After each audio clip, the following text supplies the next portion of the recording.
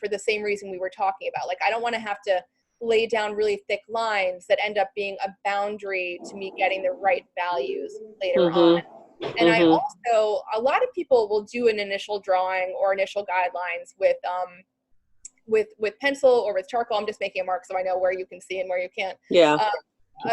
Just with pencil or with charcoal, but I'm not opposed to that at all, but I'm not in the habit of doing it because graphite will eventually rise through your oil paint, which is like, we're not going to have water in 40 years, so I'm not really worried about the archivalness of that much of what I do. So, you know, it's like we're all taking our chances anyway. Then charcoal for the same reason, unless if you put down charcoal, unless you sprayed it with a fixative, it will affect your values a little bit. So especially in this situation when our values are so limited, I just choose not to use that because it does interfere a little bit. But there's nothing wrong with doing either of those things. It's just I want to explain why this is how I tend to start things at this point. So, you know, I'm just looking at, you know, the reference I sent you. I probably won't fit it all in here, but I'm just giving myself the basic angular guideposts of this situation. You know, so we have the kind of the big sweep, and then I'm giving myself a little indication of some of, you know, the shadow at the bottom, you know, that bigger fold. But this is really the extent of my drawing. It's just to give myself just the smallest map, because I really want to work this out in oil and brush strokes and values next to values rather than contour lines. And there are ways to paint with contour lines that are super interesting and fantastic, but just initially to understand building the form out of brush strokes rather than outlines, I think it's useful to just keep your drawing really minimal.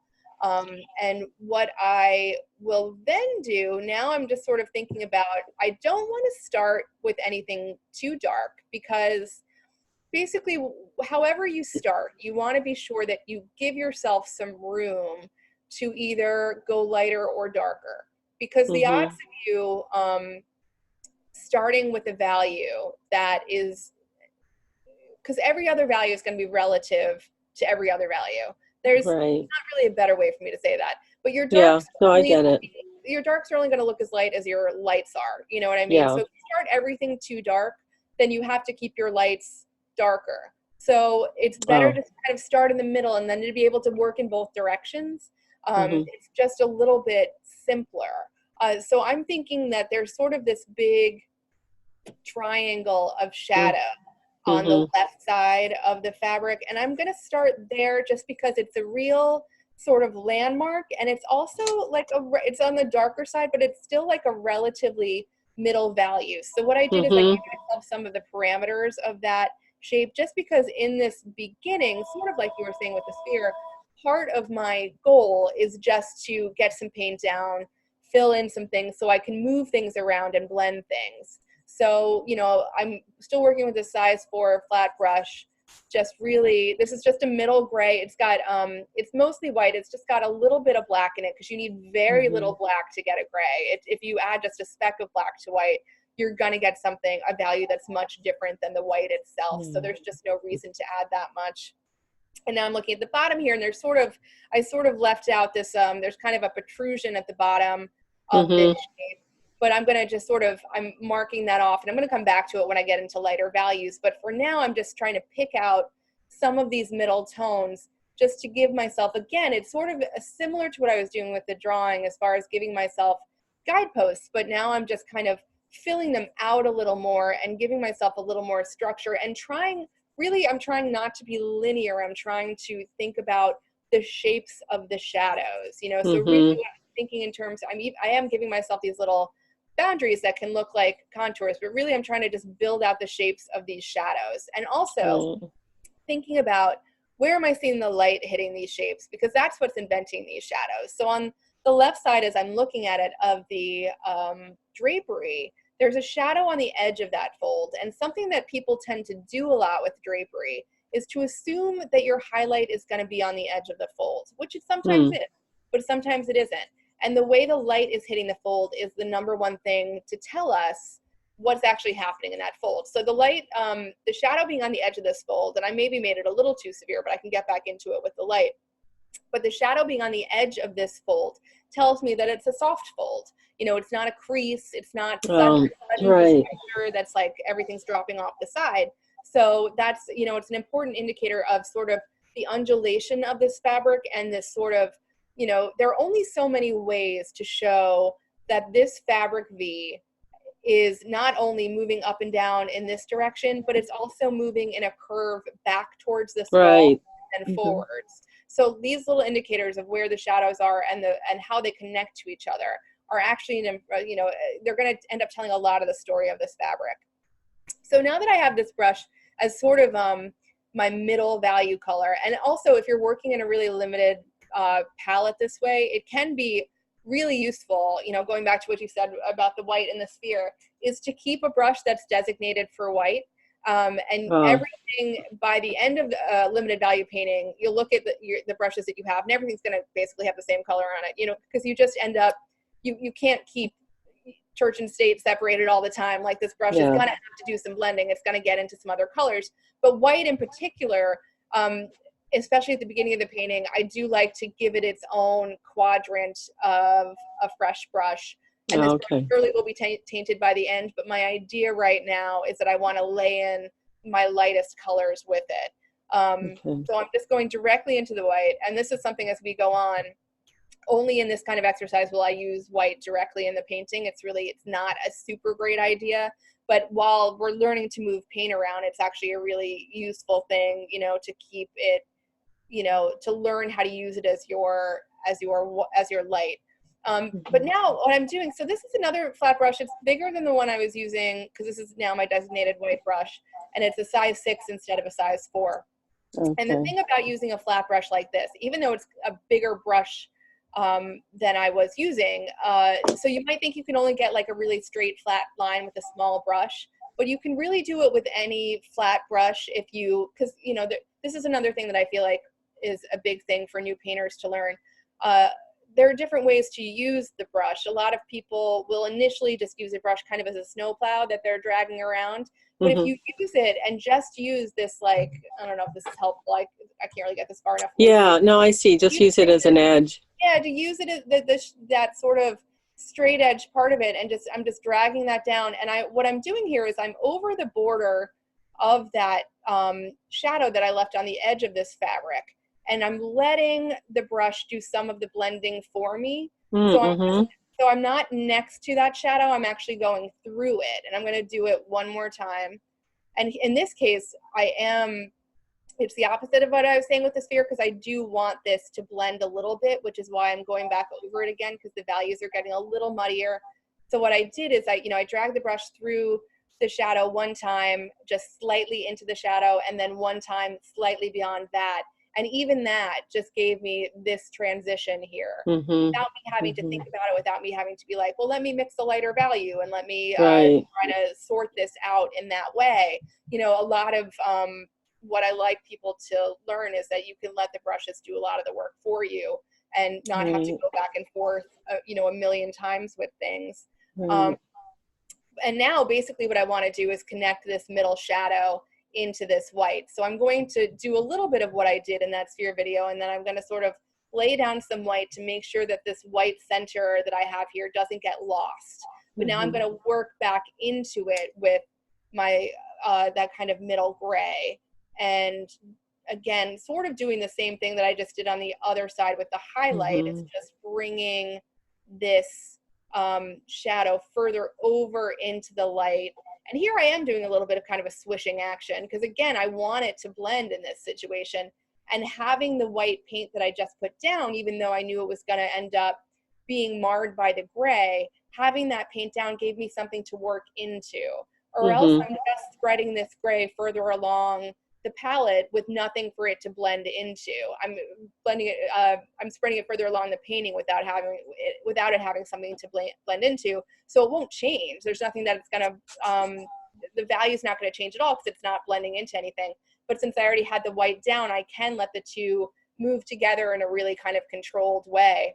And now that I'm in this kind of smaller brush with the light gray, I just tapped a little of the extra paint off the brush because I want to get it back to a straight line, because I'm going to go back into the shadow I left on the other side of the drapery and sort of finish that blending and that transition to get it even a little bit softer so I don't have any hard edges there. And now in the middle here, you know, it would be very easy to make the lighter area in the middle look like another wrinkle in the fabric that's coming forward.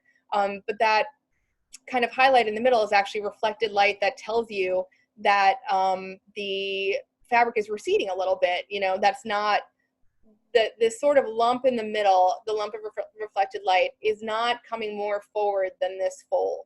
So these are sort of these things that you know by looking at the fabric, because we understand how things work in the world, but it's a matter of thinking about what information about this is telling me that, you know, and a lot of it has to do with the way that fold is hitting the bottom of this area and into this sort of shadow that I left out initially, and that there's kind of a dark connection at the bottom, and there's a little crease, and every time I look at this I'm like, man, I gotta steam that fabric, but I just haven't done it yet.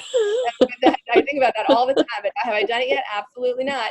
And like this connection at the bottom is some of what's telling you that this is not a curve that's projecting out as far as this curve.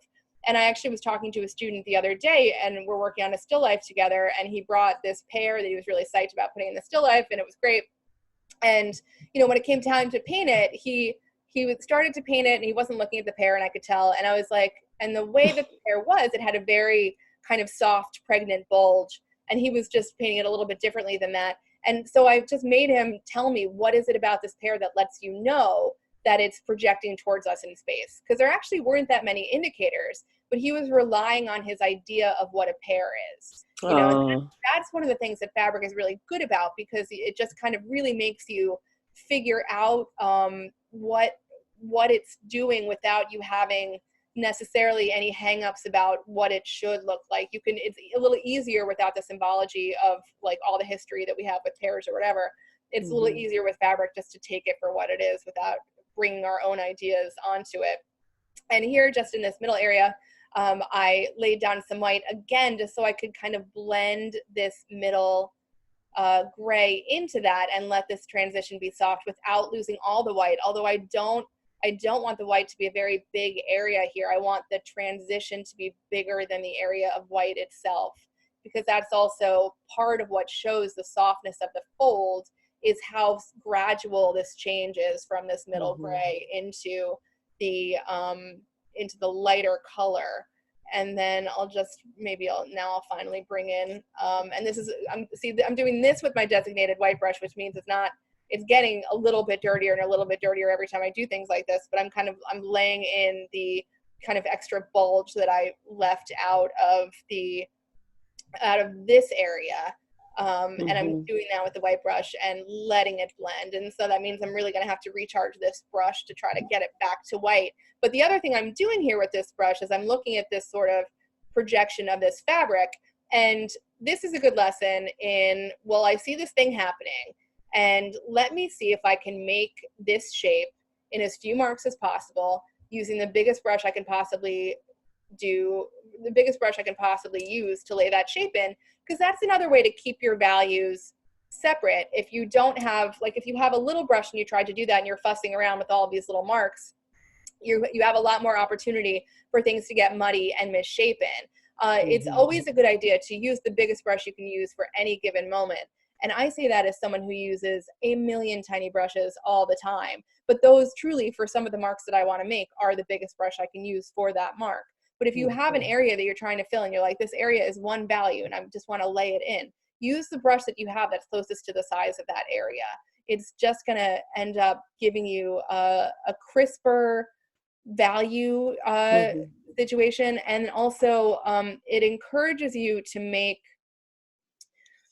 very intentional brush marks, which is a lot of another really good thing for beginner painters to learn. I usually call it like an economy of brush work, you know, to not make 13 marks when 6 will do. And there are times when you want to really like flourish and embellish, But if you really kind of in the beginning think about how do I build this structurally so my mark tells me something about the shape of this item or the plane on the surface of this thing, learning to let your brush strokes do double duty like that, and to they can be decorative, but they can also be very structural and show you really what your subject is doing.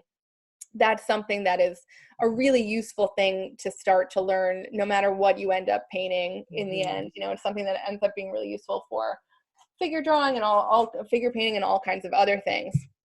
And now while I'm down here, I'm going to start introducing a few of the darker darks just to start building a little bit of volume. And this is a brush I like a lot. It's from Princeton. It's their Select series. It's a size 2 pointed filbert. I'll send you a picture of it. Okay. So you can have an idea of it. It makes it really nice because it has like a thin tip that gets wider. So you can make sort of a calligraphic mark with it. So if you use the point of it, you can get a thin mark. But if you add more pressure to it, you'll get a thicker mark. And that can be a really kind of pleasing thing to do. And I'll do that at some point in here, but probably kind of like a watercolor. Yeah, you have that sort of, you can get that kind of drag to it, which is really pleasing and really useful in different situations. So like here, there's not really a place I can kind of do that down here just to show you. But here there's kind of a shadow under the shape I just put in, so I can and it's kind of a triangular shadow, so I can, and I'm just went into the black and caught myself because I really just want to make a different value of gray.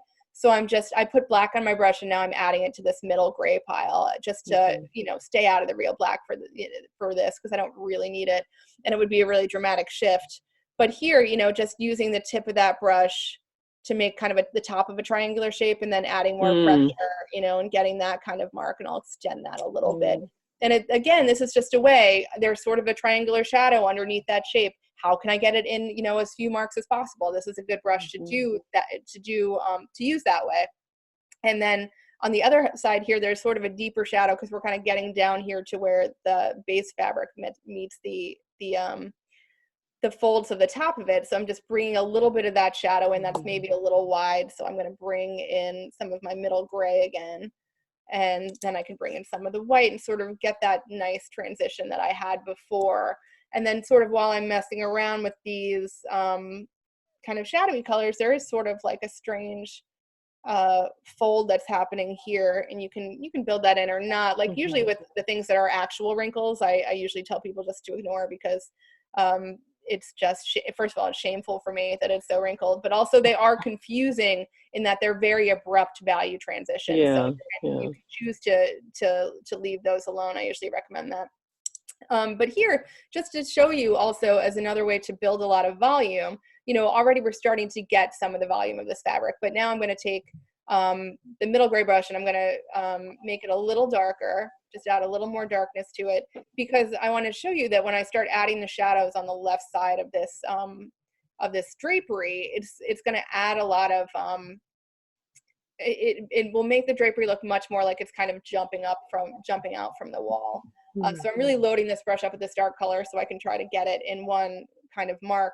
I'll also point out the shadow on the left side of that drapery, the shadow that's immediately behind that kind of left side of the V curve, that lighter area. It's got an angle to it, so it's narrow at the top. So I'm going to focus on that. And maybe I'll just take it all the way down and then build out the shape of it a little bit. But I did want to point out that, again, it's not a line. This is a shape, this shadow, even though it's narrow at the top. So, and again, I'm using the thin part of the brush to sort of get this thinner line and just start dragging this down a little bit. I'm going to load up the brush a little bit more so I have a little less drag to this, and I can let it sort of blend into the edge of the shadow that's on the other, that's kind of turning into the highlight on the other side. But just by having this shadow in the back, it makes your light here jump out so much more. So these are some of the ways that you end up projecting kind of 3 dimensions into this 2-dimensional surface. And I'm going to add a little more real darkness here right behind the curve, because that's part of this darkness is part of what's designating the separation between the fold in the front and the shadow behind it. So these little clues are a lot of what we have to kind of explain what's going on. And then I can bring this shadow out in that sort of triangle that I'm seeing, and just letting that, you know, act as a shape. There's sort of some fabric that's coming out of it, and maybe I'll just leave an opening for that. I'm not sure, I'll get to it, you know. And then, you know, this all sort of comes out in sort of a radius. There's actually a little pin at the top that you can't see in reality. So, you know, there's all of these things kind of radiating out from this point, and you can give it as much or as little information on that as you want. You know, there is a little shadow under here, so this might be kind of an easy thing for me to depict quickly. But the key over here is that my lightest light in this part of the painting is darker than anything that's happening in the middle.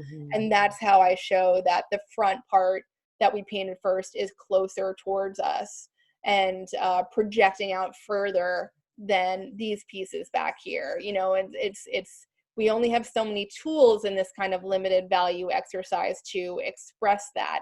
So we want to be really specific in the values we choose, because it's telling, they have to tell a lot of the story here, just because that's what we're working with.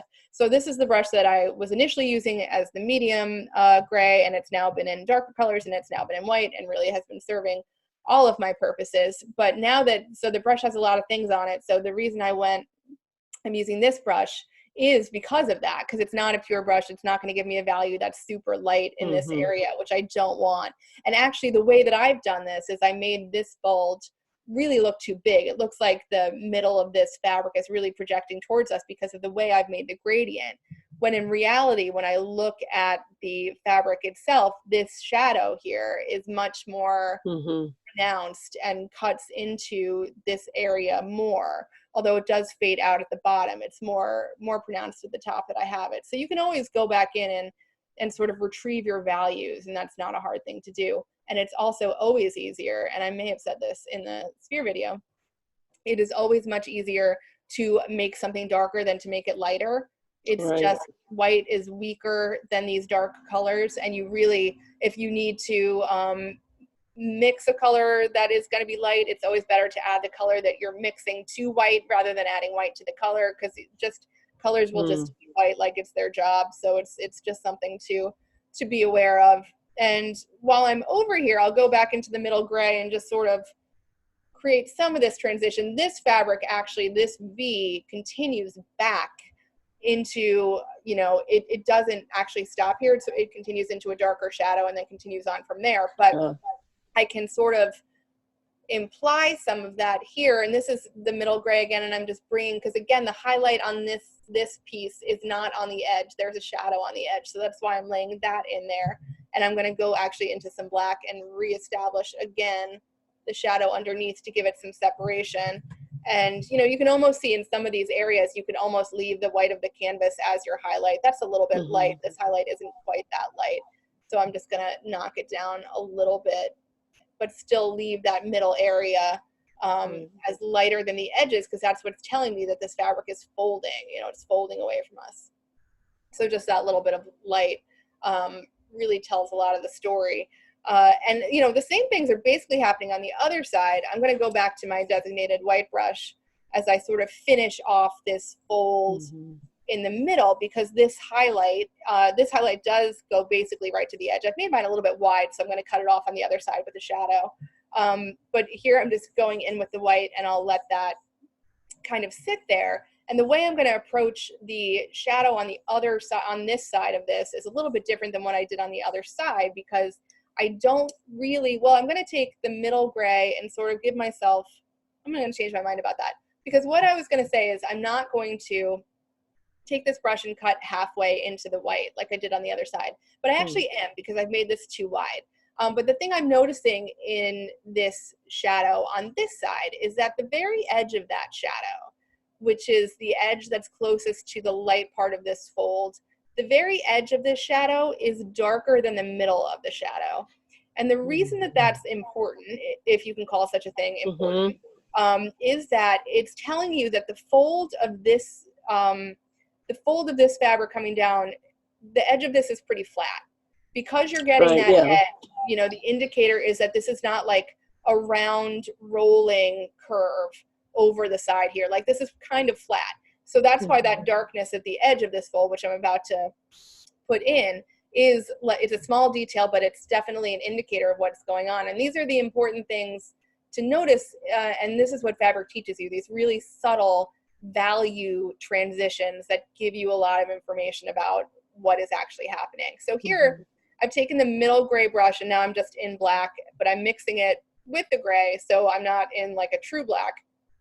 And what I'm going to do is basically I'm adding a little more black to just one corner of this brush, just one corner. So if I pull this brush down, well, you don't really see it there. That was not a good example. I might not have enough paint on it to show you, but one side would be, you can see it maybe a little more there, that one side is darker than the other, or maybe you'll have to take my word for it. But I'm just leaving one side darker because that's the side I want to drag through this edge here, and then let the other part blend with what I already have. And I'm pulling this down through the shadow that I already have, probably a little too much into the white. And now I'm just going to go back and make one more mark a little further to the left of the first mark to let it kind of blend a little bit, and get back into my middle gray, because I want to be sure to establish that this middle part is lighter. So I'm knocking a little bit of that dark paint off my brush, kind of resetting it with a little bit of white, and getting that in here to just show these sort of softer value transitions in this shadow with the darkness at the edge. I might go in and add a little bit more of the darkness at the edge, like so. Just like that. And then from there, I can, I'm smoothing that out a little bit, and then I can just basically take almost the same value. I'm just making it a little bit darker, and then establishing the outside edge of this shadow. And that's quite dark, but I can soften that a little bit. I always get to a point where I really am like, man, black is the best. I just want to keep throwing it in, but it's a very old-timey oil painting thing that people have this idea that like the Impressionists didn't use black and blah, blah, blah. I mean, some of that is true. They were using a mixture of burnt sienna and ultramarine that is not far from black. Like they had values in their paintings that were certainly acting like black, but black is the same as white is. Black is an amazing tool in your toolbox, and it can be overused, and but it shouldn't be neglected either. Like it's a really kind of fun thing to add, and it can add a lot of volume and dimension. Oh man, I just got into my highlight there, but it's too expensive to rent it. It can also black can also flatten out a shape. If you have any kind of dark outline on the edge of something, it's going to make that something look flatter, which can be a really great tool to use in a drawing and a painting, because you might selectively want to do that.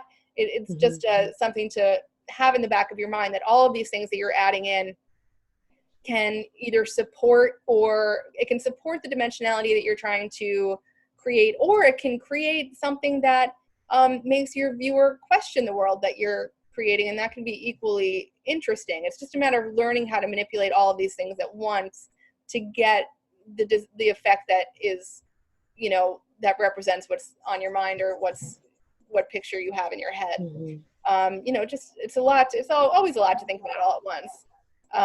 And that's why it's good to kind of keep things a little bit limited in the beginning.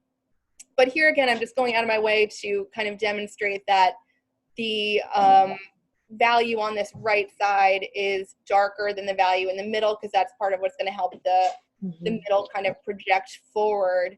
I just want to see if I can get to like the little swoop that's happening in this corner, because it's sort of an interesting painting question. And all of these grays are sort of close together in value, and then this shadow sort of separates this group, and then this group has this swish has kind of a little more curve to it than I gave, but it's that's an easy thing to build back in, just adding a little bit of that. And again, I had a lighter paint on the edge of my brush, which is how I got this mark to be a little bit lighter, and showing how some of the reflection is happening on the edge of that. And then you can sort of just like build in a mark here that shows that fabric is continuing to recede into the background, into the shadow.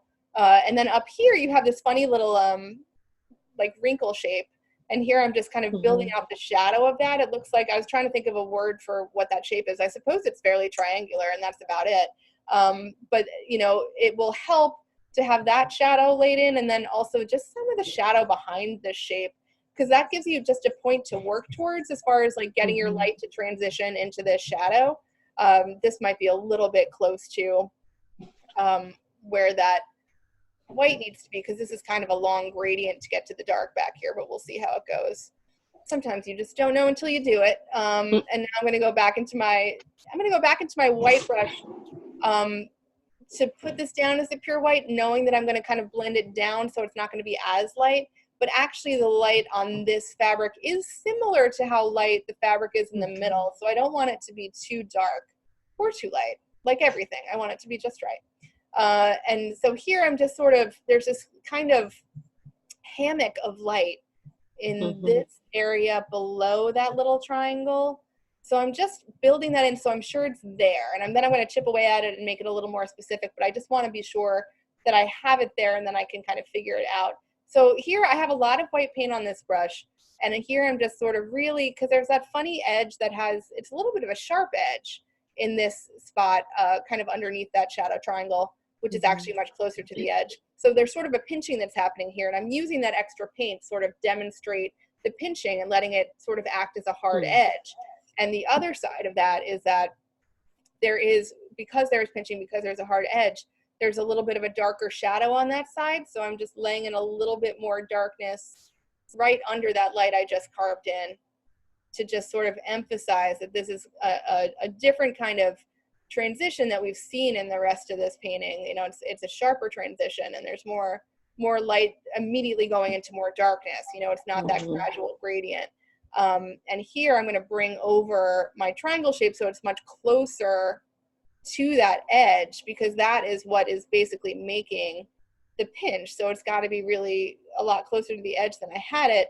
And then I'm just going to soften the light that I had put here, because that is not in full light like everything else is. And I can sort of reestablish a little bit of that light since it got a little bit dark, but I don't want it to be as light as everything else, because it's sort of a murky area between the shadow of that triangle and then the highlights. And actually what I'm going to do, which I haven't done much of, is I'm moving my brush in a different direction into that shadow. I've been doing a lot of up and down vertical movements, and now moving it into this shadow, I'm going to move the brush in a different direction that actually mimics the way the fabric is going.